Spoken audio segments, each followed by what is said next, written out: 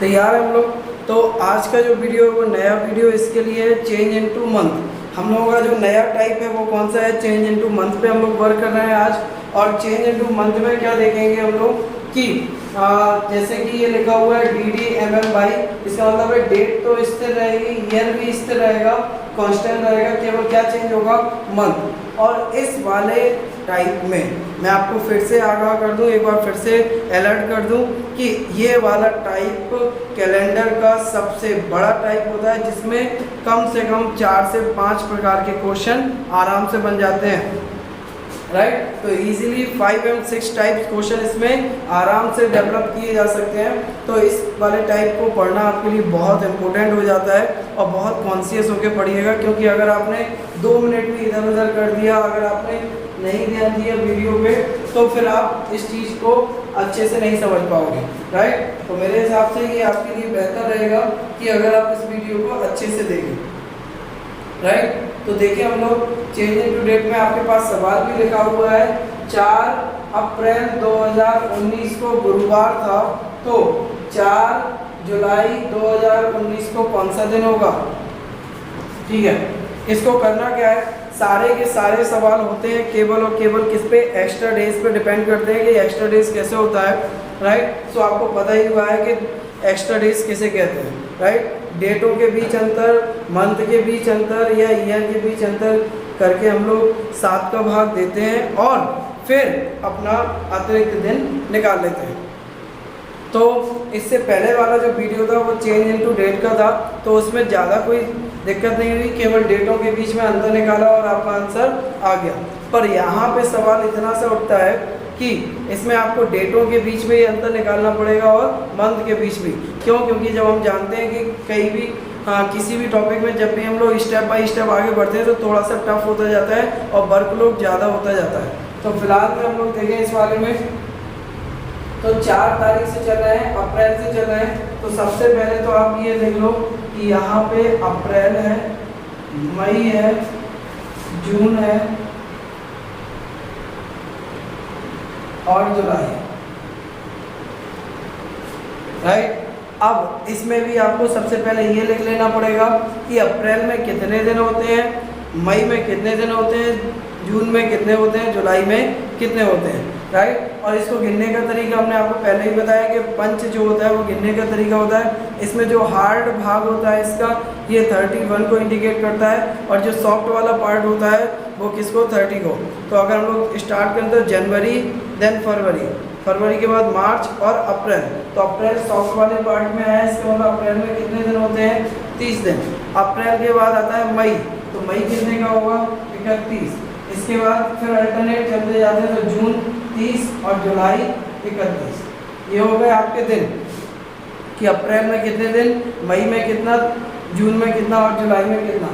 अब आ जाओ आप बेसिक कॉन्सेप्ट पे, राइट। और जब भी हमारे हक की बात होती है तो हम लोग बहुत बारीकी से बात करते हैं। अगर हमें किसी से रुपए लेना होता है तो हम लोग बिल्कुल जीरो लेवल पे जाके सोचते हैं कि इससे हमें कितना रुपए लेना है और कितना नहीं लेना, राइट। तो यहाँ पे अपने आप को प्रैक्टिकल आ जाओ और एज अ सैलरी आप आ जाओ कि अगर आपको अपनी सैलरी अपनी लेना हुआ है तो आप कैसे करोगे।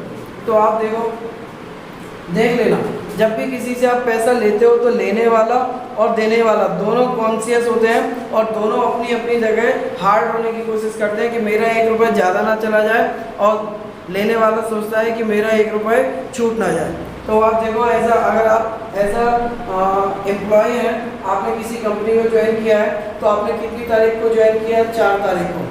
तो आपको 4 तारीख से अगर आपने ज्वाइन किया है या 4 दिन बाद ज्वाइन किया है तो आपको 4 तारीख से आपको सैलरी, आगे से आपको सैलरी मिलेगी, 4 तारीख तक आपकी सैलरी निकल गई। तो देखेंगे अप्रैल में होते हैं 30 दिन, जिसमें से 4 दिन आपके निकल चुके हैं, तो आपको कितने दिन का वेतन मिलेगा, सैलरी कितने दिन की मिलेगी, 26 दिन की। लेकिन अप्रैल के बाद जब मई आई तो मई को आपको पूरा का पूरा सैलरी मिलेगा 31 दिन की। जून भी आपने पूरा वर्क किया है तो मिलेगा, लेकिन जुलाई भले 31 की होती है, बहुत ध्यान देना, जुलाई 31 की होती है, बट हम लोग जुलाई पूरा वर्क नहीं किए, हमने केवल 4 तारीख तक काम किया और छोड़ दिया, तो हमें कितने दिन की सैलरी मिलनी चाहिए, ओनली 4 दिन की। तो यहाँ पे आ गया जुलाई 4, राइट। तो हमने इतने दिन वर्क किया है, कितने दिन वर्क किया है, इतने दिन, ये हम लोग देख रहे थे।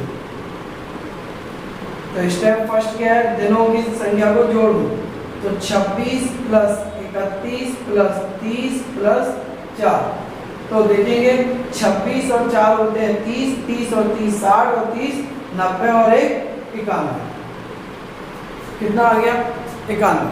तो ये तो आ गया वो दिन। अब हमें इसमें निकालना है अतिरिक्त दिन। तो आप देखो अतिरिक्त दिन के लिए हम दिनों की संख्या में किसका भाग लेते हैं, 7 का, और जो शेषफल आता है रिमाइंडर वही हमारा अतिरिक्त दिन होता है। तो 7 एकम 7 और 7 तिया 21, तो रिमाइंडर कितना आया 0। मुझे एकदम याद आया है कि मैंने पिछले वाले वीडियो में यानी चेंज इनटू डेट वाले वीडियो में ऐसा कोई क्वेश्चन नहीं करा पाया जिसमें रिमाइंडर 0 बचा हो, और तुरंत आप लोगों के दिमाग में उस टाइम मुझे पता है अच्छे से आया होगा कि अगर रिमाइंडर ना बचे तो क्या करेंगे। तो अब आपके इस वाले क्वेश्चन में आ गया बाय डिफ़ॉल्ट, तो यहीं से समझ लो कि 0 का मतलब होता है कि आप 0 को भी वहीं पे रखेंगे जहाँ पे आपने दिनों को रखा था, राइट। तो मैं आपको समझा के बता रहा हूँ। स्टेप थर्ड, और स्टेप थर्ड क्या होगा कि दिए गए दिन में, तो दिन कौन सा है आपका गुरुवार, तो दिए गए दिन में जोड़कर या घटाकर क्या अतिरिक्त दिनों की संख्या, तो अतिरिक्त दिन की संख्या को जोड़कर या घटाकर उत्तर प्राप्त करते हैं। तो फिलहाल में यहाँ पे गुरुवार है तो हमने गुरु तो लिख दिया, लेकिन ये फ्यूचर का है कि पास्ट का ये देखना होगा। तो आप देखो अप्रैल से जुलाई में आए हैं और आपको पता है अप्रैल से जुलाई जाते हैं तो फ्यूचर, तो आप बिना सोचे समझे यहाँ पे क्या लगा दो प्लस और क्या लिख दो 0, और 0 को किसी भी संख्या में जोड़ने या घटाने पे कोई इफेक्ट नहीं पड़ता है। तो जो दिन था वही का वही दिन रहेगा। इट मीन्स आपका आंसर क्या आएगा गुरुवार, राइट। तो इसको आप नोट डाउन कर लो। फिर हम लोग एक ऐसे सवाल पे चलेंगे जिसमें क्या होगा पास्ट की तरफ हम लोग जा रहे हैं।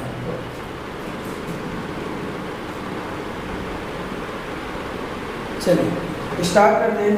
तो ये आ गया आपका सेकंड क्वेश्चन, और ये सेकंड क्वेश्चन आपका क्या है कि आपको इंडिकेट कर रहा है किसकी तरफ, पास्ट की तरफ। और अगर मेरी बात पे यकीन नहीं है आपको तो क्वेश्चन में देख सकते हैं 4 जुलाई 2019 को शुक्रवार था, तो वो पूछा है कि 4 अप्रैल 2019 को कौन सा दिन रहा होगा, क्वेश्चन मार्क लगा दिया है। तो देखो आपको दे कौन सा रहा है आपका जुलाई का, और कौन सा आपसे पूछ रहा है अप्रैल का। ध्यान देना है इसको कि आपको जो है जुलाई का दे रहा है और आपसे पूछ रहा है अप्रैल, यानी वो आपको कहाँ पे ले जाना चाहता है, पास्ट में ले जाना चाहता है। और जब भी हम पास्ट में जाते हैं तो जो स्टेप अगला स्टेप होता है आपका स्टेप थर्ड, उसमें आपको ज़्यादा थोड़ा सा कॉन्शियस होना पड़ेगा।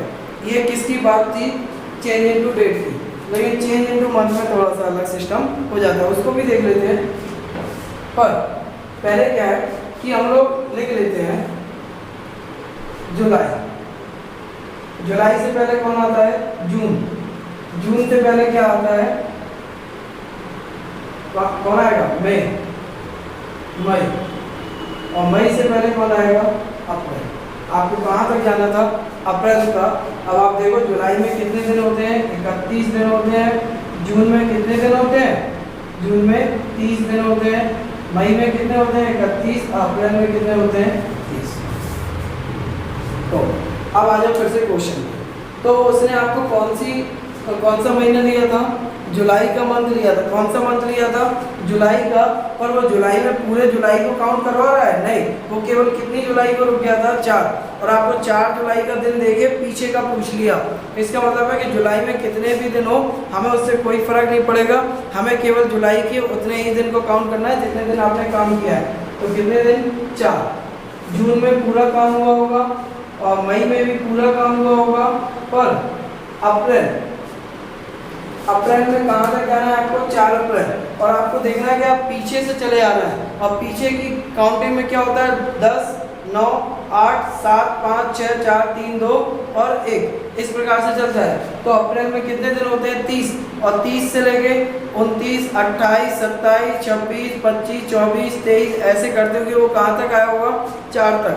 तो कितने दिन तक काम किया होगा उसने 26 दिन, राइट। तो टाइमिंग पीरियड कितना है 26, क्यों? क्योंकि 30 दिन का होता है अप्रैल, लेकिन वो पीछे से जो काउंट कर रहे हैं तो केवल 4 तारीख पे आकर रुकना है, तो आपको कितने दिन का वेतन मिलेगा 26, और इनको आप जोड़ दोगे तो ये भी कितना आएगा 91 आएगा, और 91 आएगा तो इसमें आप किससे डिवाइड करोगे, कितने से डिवाइड करना पड़ेगा 7 से, और जैसे ही आप 7 से इसमें डिवाइड करोगे फॉर एग्जांपल वही का वही रहेगा 0 और अतिरिक्त दिनों की संख्या 0, तो आपको इस वाले क्वेश्चन में आपका शुक्रवार है और शुक्रवार में हम लोग 0 को जोड़ेंगे तो कोई इफेक्ट नहीं पड़ेगा, तो क्या आएगा शुक्रवार। लेकिन आपको देखना होगा कि ये पास्ट वाला क्वेश्चन है तो इसमें क्या आएगा माइनस आएगा, परंतु 0 को घटाने या जोड़ने पर कोई इफेक्ट नहीं पड़ता है, तो क्या आएगा शुक्रवार, क्या आएगा शुक्रवार। ठीक है, तो ये मैंने समझा दिया, लेकिन सेम टू सेम क्वेश्चन हो जाएगा, तो आप इसको नोट मत करो, मैं इसमें कुछ चेंज करके आपको थोड़ा सा अलग क्वेश्चन आपको देने की कोशिश करूँगा, राइट। तो मैं थोड़ी सी डेट बदल दूंगा इसमें और क्वेश्चन आपका बदल जाएगा, राइट। तो क्वेश्चन हो गया कि 7 जुलाई 2019 को शुक्रवार था, तो 7 अप्रैल 2019 को क्या होगा। तो आते हैं यहाँ पे, तो जुलाई में कितने दिन काउंट होंगे 7, जून में 30, मई में 31, लेकिन अप्रैल में केवल कहाँ तक जाना है 7 तक, तो 31, 30 से जब आप 7 तक आओगे तो आपके पास कितने दिन बचेंगे 23, है ना, कितने बचेंगे 23, और अब आप इसमें जोड़ दोगे तो आपको देखो 23 और 7 30 और 30 90 और 91। अच्छा अभी भी चेंज नहीं हुआ। अच्छा वो रीज़न क्या है कि मंथ जब तक चेंज नहीं होगा जब तक वहाँ से कोई एक्स्ट्रा कुछ चेंज होके आने वाला नहीं है, ओके, कोई दिक्कत नहीं। तो हम क्या कर देते हैं यहाँ अप्रैल और मार्च, ठीक है, कोई दिक्कत नहीं। तो मार्च और मार्च ले लिया आपने, तो मार्च कितने का होता है 31 का, कितने का होता है मार्च 31 का। तो आप यहाँ देखो ये आपका पूरा 30 रहेगा, लेकिन मार्च चूंकि जो है 31 का है, पर आप कितनी तारीख तक गए थे 7, तो आपको पीछे देखना पड़ेगा कि कितने दिन हम लोग 31 30 ऐसे चले आएंगे। तो जैसे ही आप लोग भाग दोगे तो कितना बचेगा 24,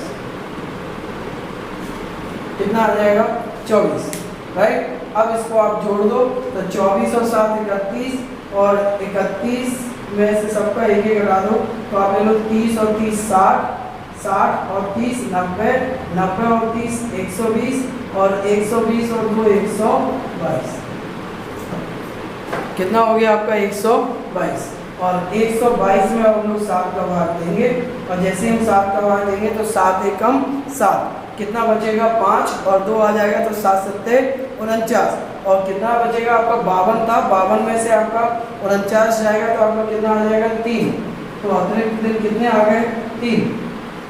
अब आप इसमें से 3 माइनस करोगे, तो जैसे ही आप शुक्रवार में से 3 माइनस करोगे, आपको पता है शुक्रवार से पहले क्या आता है, शुक्रवार से पहले गुरुवार, गुरुवार से पहले बुधवार, और बुधवार से पहले मंगलवार, तो आपका आंसर क्या आ जाएगा मंगलवार। क्लियर, ये आपका क्वेश्चन हो गया थोड़ा डिफरेंट, और अब आप इसको नोट डाउन कर लीजिए।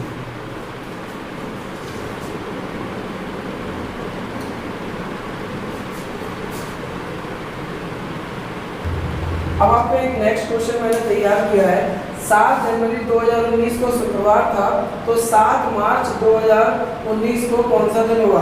तो आप कहोगे कि अभी तो आपने बताया था एक फ्यूचर वाला सेम टू सेम होगा। हाँ बिल्कुल सेम टू सेम है, पर मैंने इसलिए लिया है ताकि आपको ये पता चल जाए कि अगर बाय द वे कुछ लोगों का क्या होता है कि क्वेश्चन ये समझ में नहीं आता कि भाई अगर फरवरी आ जाए तो क्या होगा। तो भाई फरवरी आ जाए तो कुछ होगा, कुछ नहीं है, राइट। केवल और केवल क्या होगा कि आपको जो फरवरी के दिन है वो काउंट करने पड़ेंगे। जैसे फरवरी में आपके कितने दिन होते हैं 28, तो 28 दिन को काउंट कर लो, there is no problem I think, okay.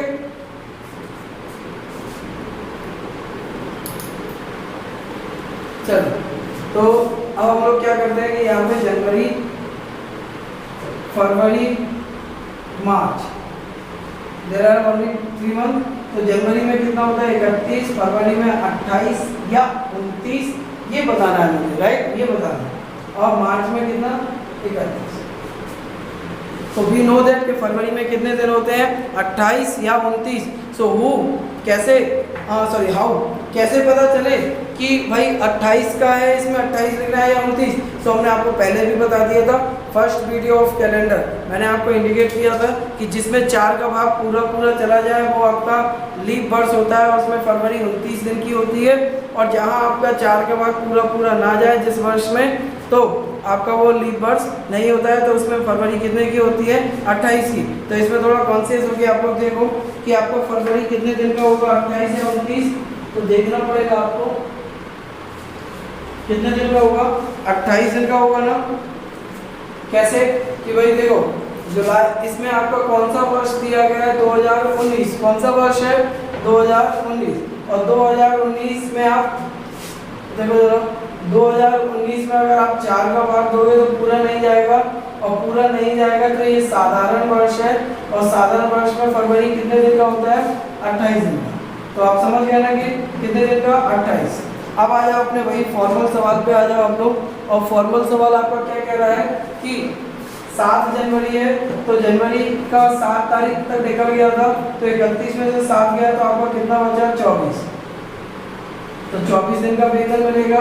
फरवरी पूरा वर्क आपने किया है कंपनी में तो पूरे दिन का, लेकिन मार्च में आप केवल 7 दिन गए थे तो आपको कितने दिन का वेतन मिलेगा ओनली 7 दिन का। और इस प्रकार ये आपका जुड़ जाएगा।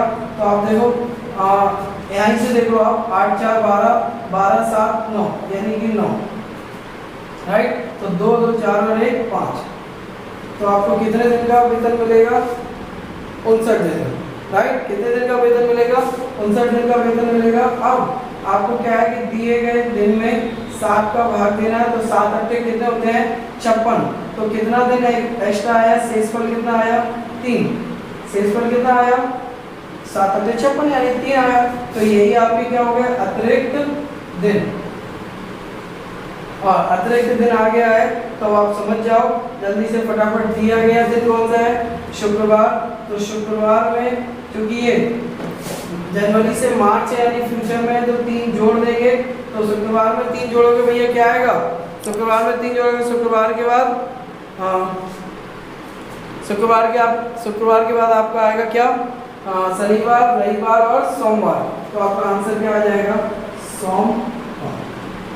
Is it clear, right. मैं इसी वाले सवाल में आपको बता दे रहा हूँ, बार सवाल नहीं बदलूंगा, और ज़्यादा लंबा वीडियो भी नहीं हो जाना चाहिए कि आपको जो है बोरियत हो जाए।